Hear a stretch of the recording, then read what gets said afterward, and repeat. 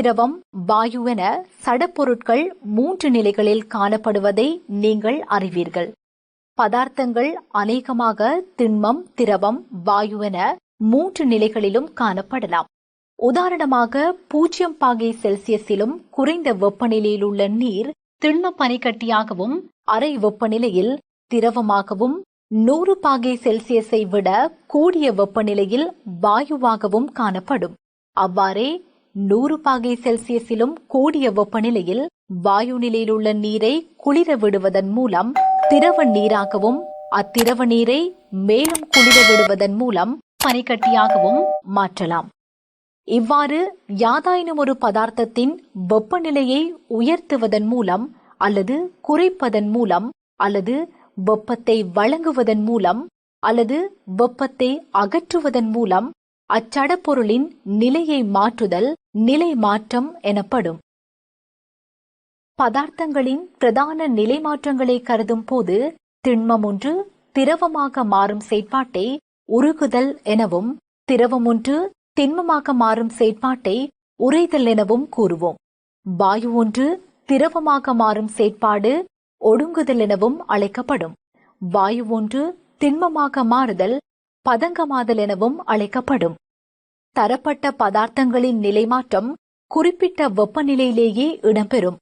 அவ்வெப்பநிலைகள் பதார்த்தத்திற்கு பதார்த்தம் வேறுபடவும் செய்யும். பதார்த்தம் ஒன்றின் உறைநிலை, உருகுநிலை மற்றும் கொதிநிலை என அழைக்கப்படுவது நிலைமாற்றம் நடைபெறும் வெப்பநிலையே. திண்மத்தை வெப்பமாக்கும் போது அது திண்ம நிலையிலிருந்து திரவமாக மாற்றமடையும் வெப்பநிலை அப்பதார்த்தத்தின் உருகுநிலை எனப்படும்.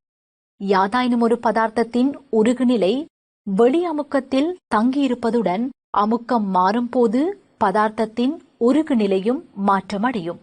உதாரணமாக ஒரு வளிமண்டல அமுக்கத்தில் பனிக்கட்டியின் உருகுநிலை அல்லது திண்ம பனிக்கட்டி திரவமாக மாற்றமடையும் வெப்பநிலை 0 பாகை செல்சியஸ் ஆக உள்ளதுடன் அமுக்கம் மாற்றமடையும் போது அவ்வெப்பநிலையிலும் சிறிதளவு மாற்றம் ஏற்படும்.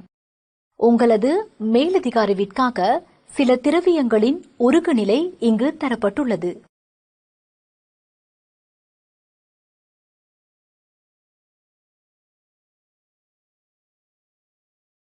யாதாயினும் ஒரு திரவத்தை குளிரவிடும் போது அது திரவ நிலையிலிருந்து திண்ம நிலையை அடையும் வெப்பநிலை அத்திரவத்தின் உறைநிலை எனப்படும். யாதாயினும் ஒரு திரவத்தின் உறைநிலை வெளி அமுக்கத்தில் தங்கியிருக்கும். அமுக்கம் மாறும்போது அத்திரவத்தின் உறைநிலையும் வேறுபடும். சில பதார்த்தங்களின் உருகுநிலையும் உறைநிலையும் ஒரே பெருமானத்தை எடுக்கும் என்பதை கருத்தில் கொள்க. உதாரணமாக ஒரு வளிமண்டல அமுக்கத்தின் கீழ் பனிக்கட்டி திரவ நீராக மாறும் வெப்பநிலை அதன் உருகுநிலை 0 பாகை செல்சியஸ் ஆக உள்ளதுடன் திரவ நீர் பனிக்கட்டியாக மாறும் வெப்பநிலையும் 0 பாகை செல்சியஸே ஆகும். திரவத்தை வெப்பமேற்றும் போது திரவம் குமிழிகளாக மாறி ஆவி நிலையை அடைதல் அல்லது கொதிக்கும் வெப்பநிலை திரவத்தின் கொதிநிலை எனப்படும். யாதாயினும் ஒரு திரவத்தின் கொதிநிலை வெளி அமுக்கத்தில் தங்கியிருக்கும். பொதுவாக வெளியமுக்கம் குறையும் போது கொதிநிலை குறைவடையும்.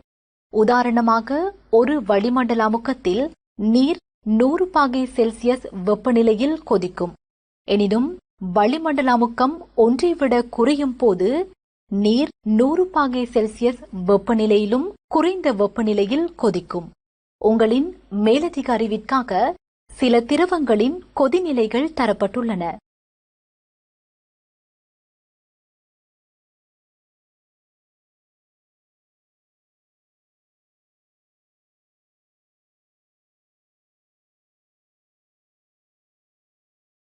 அடுத்து நாம் தன்மறை வெப்பம் தொடர்பாக ஆராய்வோம். அதற்காக திரையில் தோன்றும் வளையை அவதானியுங்கள். இங்கு பனிக்கட்டி கரைந்து அது ஆவியாகும் வரை மாறா வீதத்தில் வெப்பத்தை வழங்கும் சந்தர்ப்பம் ஒன்றை அவதானிப்போம். வளையில் AB பகுதியில் காட்டப்பட்டிருப்பது வழங்கப்படும் வெப்பத்திற்கு சமனாக திண்ம பனிக்கட்டியின் வெப்பநிலை அதிகரிப்பதாகும். புள்ளி Bயில் பனிக்கட்டி உருகு நிலையை அடைந்திருப்பினும் தொடர்ந்து திண்ம நிலையில் காணப்படுகின்றது. பின்னர் வழங்கப்படும் வெப்பம் நீர் மூலக்கூறுகளுக்கு இடையிலுள்ள பிணைப்பை உடைத்து பனிக்கட்டி படிப்படியாக திரவமாக மாறுவதாகும். அதனால் வெப்பநிலையில் மாற்றங்களின்றி வெப்பம் உறிஞ்சப்பட்டு சீயில் அனைத்து பனிக்கட்டி துண்டுகளும் திரவமாக மாறிய பின் மீண்டும் வெப்பநிலை அதிகரிக்க தொடங்கும். இவ்வாறு யாதாயினும் ஒரு திண்ம பதார்த்தம் திரவமாக மாறும் போது, அதாவது உருகும் போது, வெப்பநிலை மாற்றமின்றி பெற்றுக்கொள்ளும் வெப்பம் அப்பதார்த்தத்தின் உருகலின் தன்மறை வெப்பம் எனப்படும்.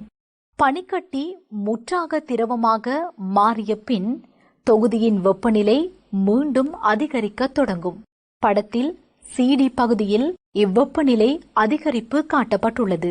Dயில் நீர் கொதிநிலையை அடைந்து ஆவியாக தொடங்குகின்றது.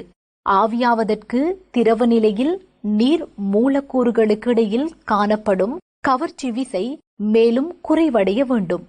கொதிநிலையை அடைந்த நீரிற்கு மேலும் வெப்பம் வழங்கப்படும் போது அவ்வெப்பம் இக்கவர்ச்சி விசையை உடைத்து நீரை நீராவியாக மாற்றுவதற்கு பயன்படும். எனவே இங்கு படத்தில் DE பகுதியில் காட்டப்பட்டுள்ளவாறு வெப்பநிலை மாற்றமின்றி வெப்பம் உறிஞ்சப்படும். யாதாயினும் ஒரு பதார்த்தம் திரவ நிலையிலிருந்து வாயு நிலைக்கு மாறும் போது வெப்பநிலை மாற்றமின்றி பெற்றுக்கொள்ளும் வெப்பம் அப்பதார்த்தத்தின் ஆவியாதலின் தன்மறை வெப்பம் எனப்படும். நீர் முற்றாக ஆவியாகிய பின் மீண்டும் வரைவில் EF பகுதியில் காட்டியவாறு தொகுதியின் வெப்பநிலை அதிகரிக்கும். நாம் திண்ம நிலையிலுள்ள பனிக்கட்டி ஒன்றை கருதுவோம்.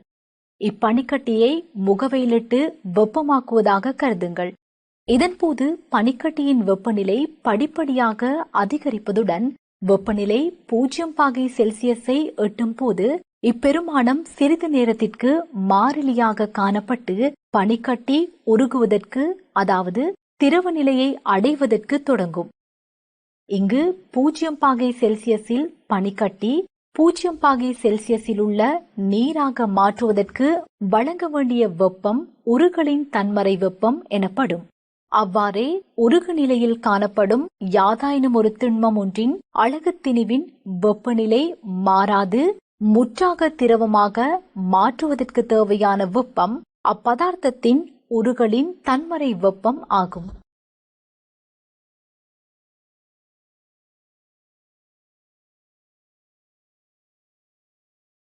வெப்பமாக்குங்கள். இதன்போது நீரின் வெப்பநிலை படிப்படியாக அதிகரிப்பதுடன் ஒரு குறிப்பிட்ட சந்தர்ப்பத்தில் வெப்பநிலை மாறாது காணப்படும். அதாவது 100 பாகை செல்சியஸ் வெப்பநிலையில் சற்று நேரம் மாறாது காணப்படும். பின்னர் மீண்டும் வெப்பநிலை சீராக அதிகரிக்க தொடங்கும்.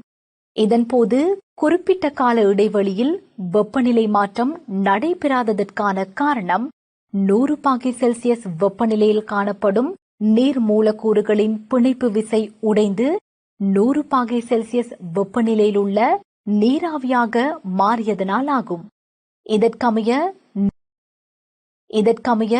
100 பாகை செல்சியஸ் வெப்பநிலையில் காணப்படும் நீர் மூலக்கூறுகளுக்கு இடையில் காணப்படும் பிணைப்பை உடைத்து 100 பாகை செல்சியஸ் வெப்பநிலையில் உள்ள நீராவியாக மாற்றுவதற்கு வழங்க வேண்டிய வெப்பம் நீரின் ஆவியாதலின் தன்மறை வெப்பம் எனப்படும்.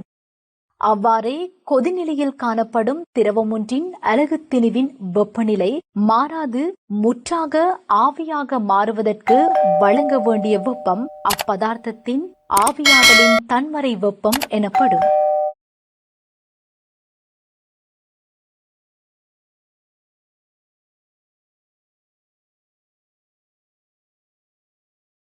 திரவம் ஒன்று ஆவியாக மாறுதல் ஆவியாதல் எனப்படும். ஆவியாதல் இரு முறைகளில் நிகழலாம். கொதிநிலையில் உள்ள திரவம் ஒன்றிற்கு மேலும் வெப்பத்தை வழங்கும் போது திரவம் கொதித்து ஆவியாதல் ஒரு முறையாகும். கொதிநிலையிலும் குறைந்த வெப்பநிலையில் திரவம் ஆவியாக மாறுதலை மற்றைய முறையாக கருதலாம். கொதித்து ஆவியாதல் எமக்கு பல வேலைகளை இலகுவாக்குவதற்கும் பயன்படுகின்றது. நீராவியை பயன்படுத்தி உணவு தயாரித்தல், மின் உற்பத்தி செய்தல், பாரிய ஆலைகளை சுழற்றுதல் என்பன அவற்றிற்கு சில உதாரணங்கள் ஆகும். ஆவியாதல் திரவ மேற்பரப்பில் மட்டும் நிகழும். எனினும் கொதித்து ஆவியாகும் போது திரவ மேற்பரப்பிற்கு கீழேயும் ஆவி வெளியேறும். இதனாலேயே திரவம் கொதிக்கும் போது குமிழிகள் தோன்றுகின்றன. ஆடைகளை உலர்த்துதல், வியர்வை உலர்த்தல் என்பவற்றிற்கு ஆவியாதல் காரணமாகின்றது. லைக் பண்ணுங்க, ஷேர் பண்ணுங்க, சப்ஸ்கிரைப் பண்ணுங்க. அந்த பெல்லுக்கு பட்டு இருக்கும். உங்க பொண்ணான கையால் அந்த பெல்லை மட்டும் கொஞ்சம் அமுக்கிடுங்க.